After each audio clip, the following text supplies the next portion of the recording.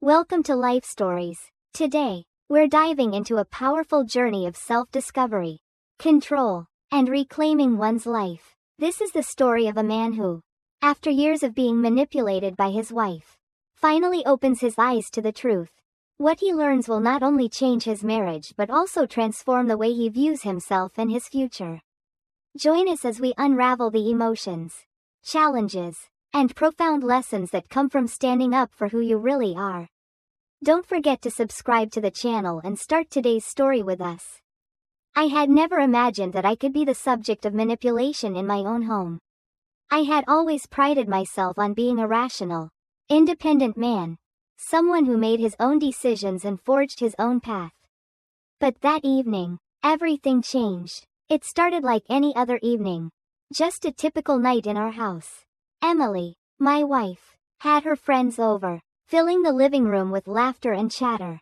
The warmth of the conversation floated through the house, and I found myself in the kitchen, cleaning up after dinner. Now, I wasn't the type to eavesdrop, not out of any moral high ground, but simply because I wasn't interested in the trivial conversations that often filled the room when her friends gathered. Yet, that night, something about the atmosphere felt different. As I wiped down the countertops, I caught snippets of their conversation, fleeting moments of gossip and humor that seemed harmless at first. But then, one of her friends made a comment that would change everything. She joked about how difficult it was to get men to listen. A statement that made me chuckle to myself in agreement. But what came next from Emily sent a chill down my spine. With no hesitation, she said, loud and proud, "Oh, please. I don't have that problem. I've got him trained like a dog." The room erupted in laughter, and I froze, holding the dishcloth in midair, my heart pounding in my chest. I couldn't believe what I had just heard.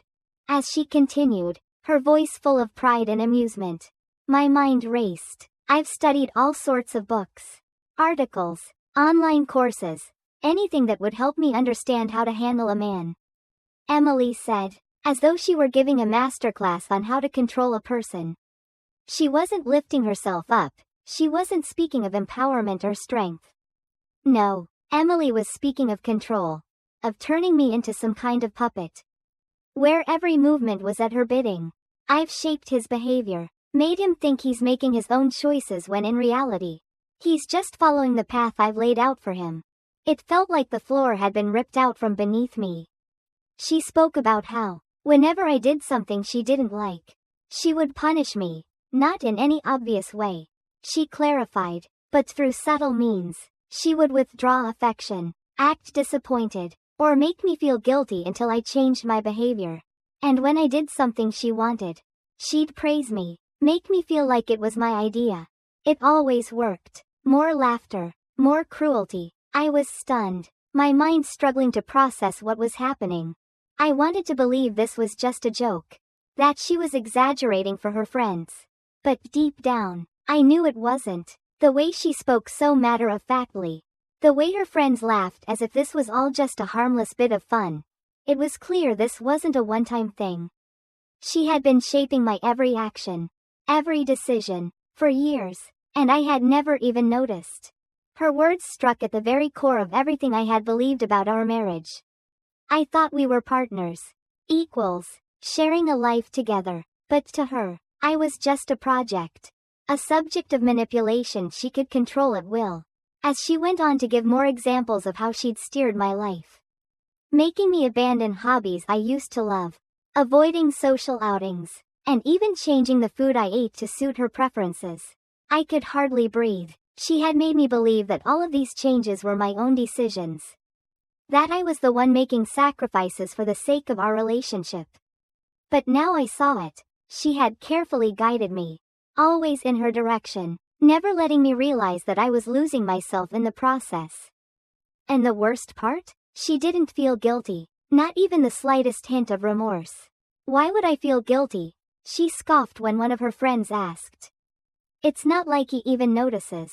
Besides, isn't that what marriage is about? Either you train them or they train you." My hands were shaking as I gripped the edge of the counter. I could feel the weight of her words pressing down on me, suffocating me. I had always believed that love was built on mutual respect and trust. I thought our marriage was based on a foundation of support, of two people working together to build something beautiful. But now I understood the ugly truth. I had been nothing more than a tool in her hands. A toy to be manipulated at will. I wasn't a husband, I was a subject of her game. And she was the one calling all the shots. As the conversation moved on to another topic, I couldn't focus on anything else. My mind was in a whirlwind. The realization hit me like a ton of bricks. And I walked away from the kitchen, from the house, from everything I had once believed about my marriage. I needed air. I needed space to breathe and think. The woman I had trusted most, the person I thought would always have my back, had seen me as nothing more than a well-trained pet. The weight of that truth was almost too much to bear. For the first time in years, I felt completely awake. I wasn't numb anymore. I wasn't blindly following her manipulations. I saw everything clearly now. And once I started seeing, there was no going back. I knew that I couldn't stay in this marriage. I couldn't be part of a life where I was merely a puppet on a string, controlled by someone who didn't even consider me human. The leash was coming off, and I would find a way to take back control of my life. No matter what it took. But that would come later. For now, I needed time to process everything I had just learned. I needed to understand the depth of the manipulation and figure out how I could break free from the hold she had on me. The first step was simply realizing the truth. The next step would be reclaiming my life. And that would not be easy. But I was determined. I wasn't going to let her win anymore. The next morning, Emily acted as though nothing had happened.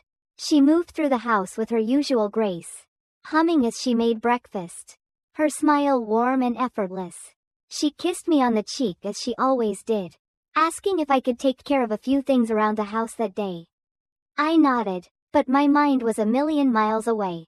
I wasn't sure if I could even look at her the same way again.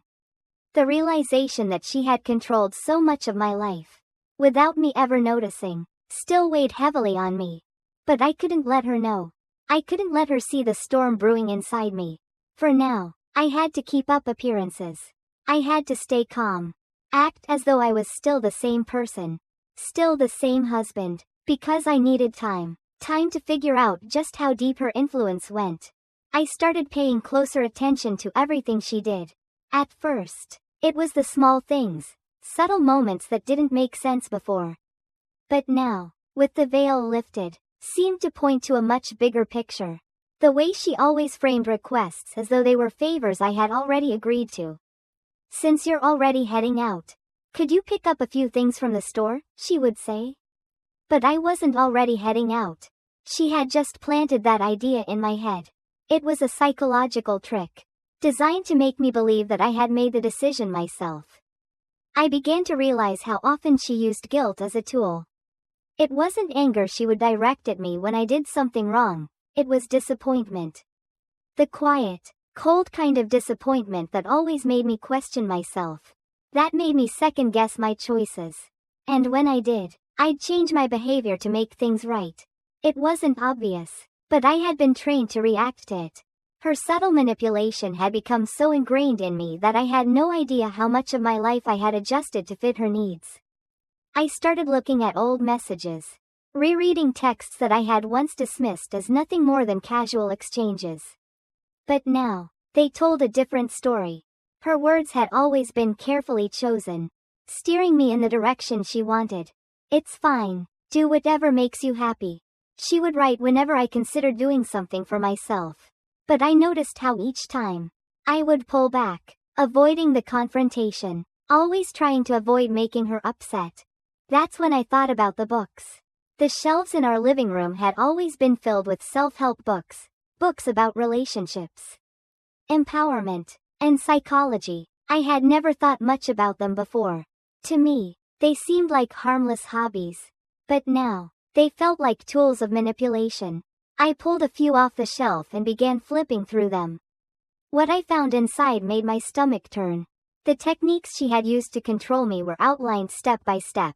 How to shape a partner's decisions without them even realizing it. How to reinforce certain behaviors over time. How to make someone believe that they were the one making the choices, when in reality, they were being led by the hand the entire time.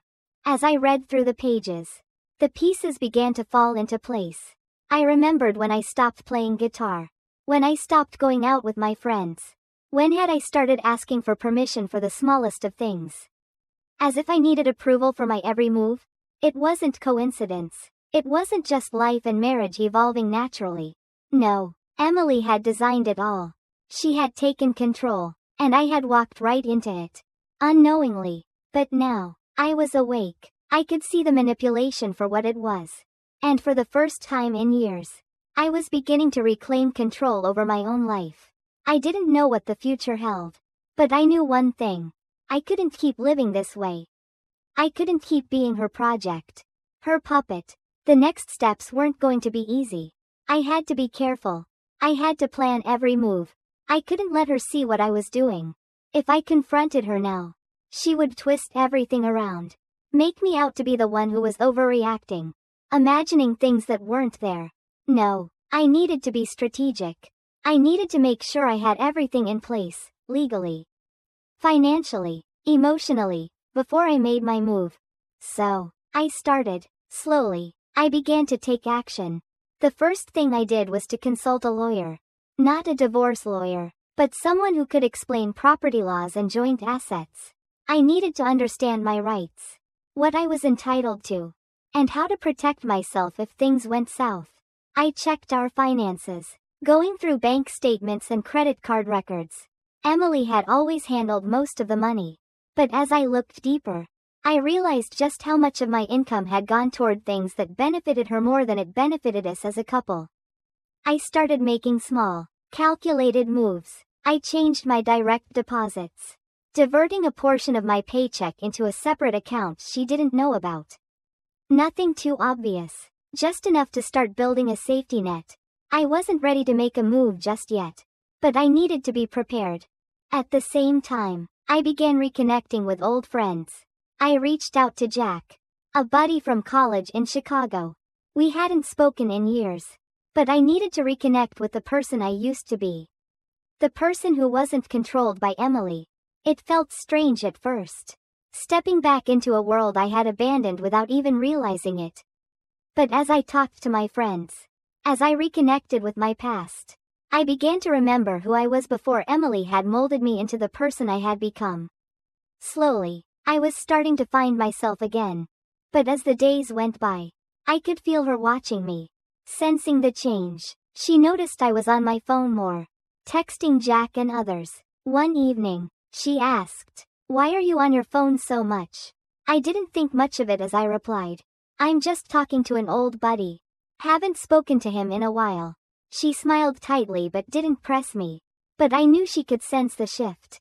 She began to change her approach, trying to be extra affectionate, complimenting me more, cooking my favorite meals, acting like the perfect wife. She wanted to reel me back in, to make me believe everything was fine again.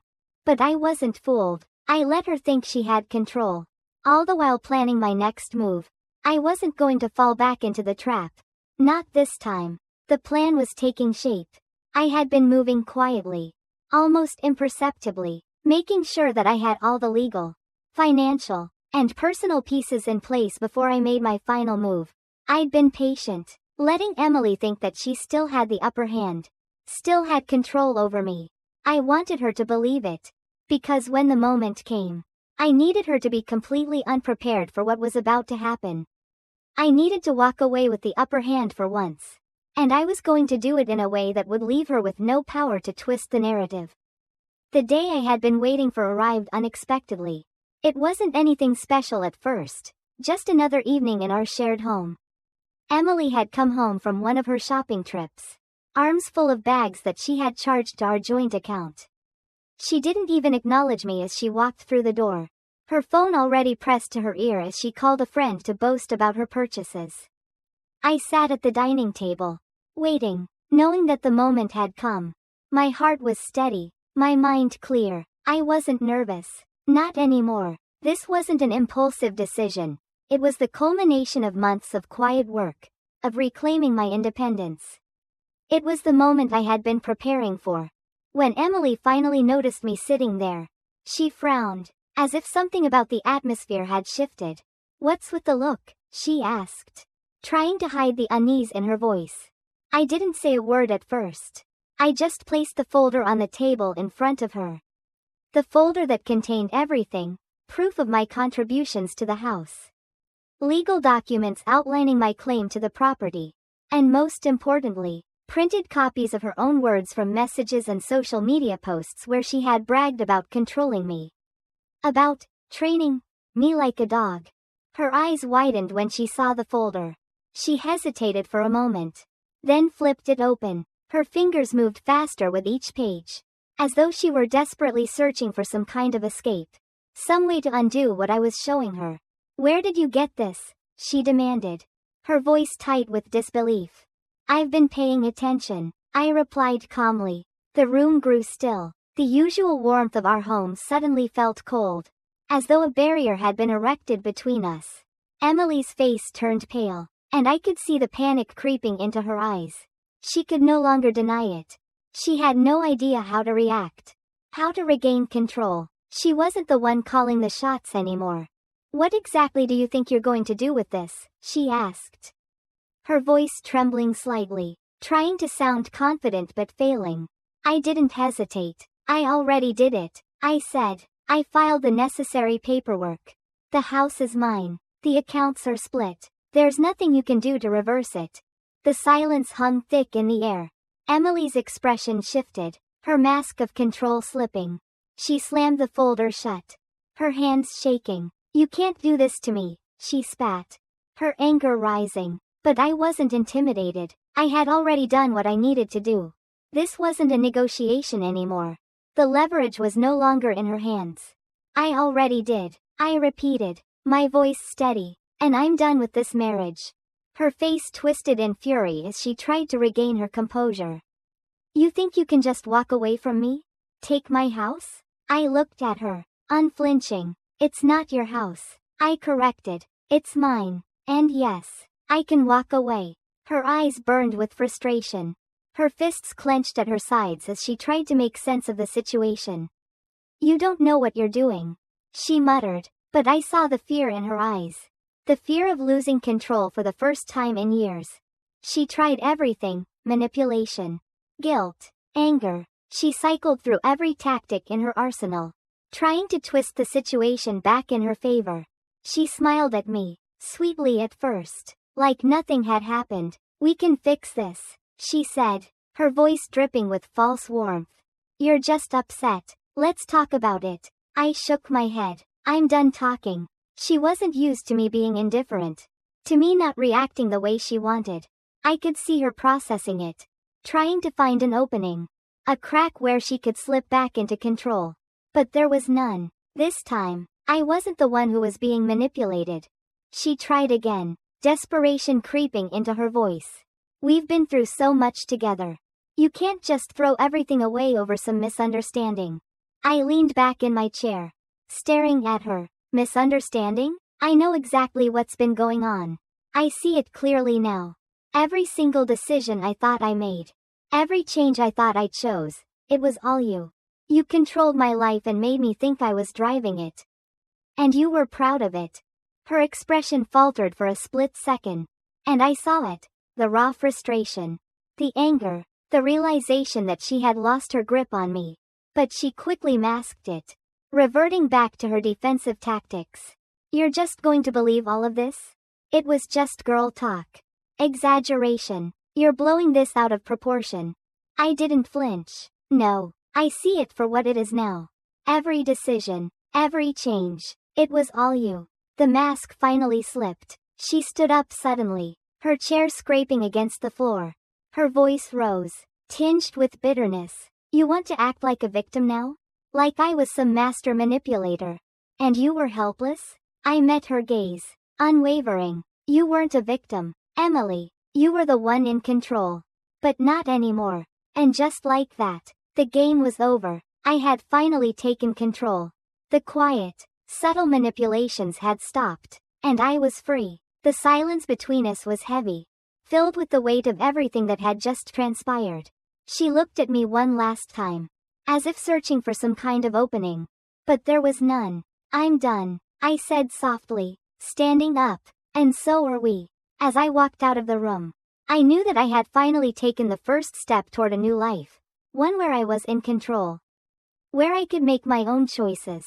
Where I could be the man I used to be. I didn't look back. As the days passed, I began to rebuild my life. The house, once a cage built by Emily's manipulations, now felt like my sanctuary. I stripped away every trace of her influence, furniture she had chosen, routines she had set, even the little things that reminded me of her control. Slowly, I turned the space into my own. A place where I could finally breathe without the weight of her expectations bearing down on me. I reconnected with old friends, revisiting the parts of myself I had long forgotten. I picked up hobbies I had abandoned. And for the first time in years, I felt truly alive. As I sat on the porch one morning, sipping my coffee, my phone buzzed. Her name flashed on the screen. And for a moment, I hesitated, but then I made my decision. With one swift motion, I blocked her number. It was a clean break. There would be no going back. No more manipulation. No more control. I had learned the most profound lesson of my life. The importance of knowing who I am. Standing up for myself. And never letting anyone take that away. I had walked away from a life that wasn't mine. And in doing so, I had found my true freedom. I was finally in control of my own destiny. If you've made it this far, thank you for listening to my story. If you want to hear more stories about life, love, and lessons learned, don't forget to subscribe to the channel. We'll be waiting for you with more videos. And I look forward to sharing more with you soon.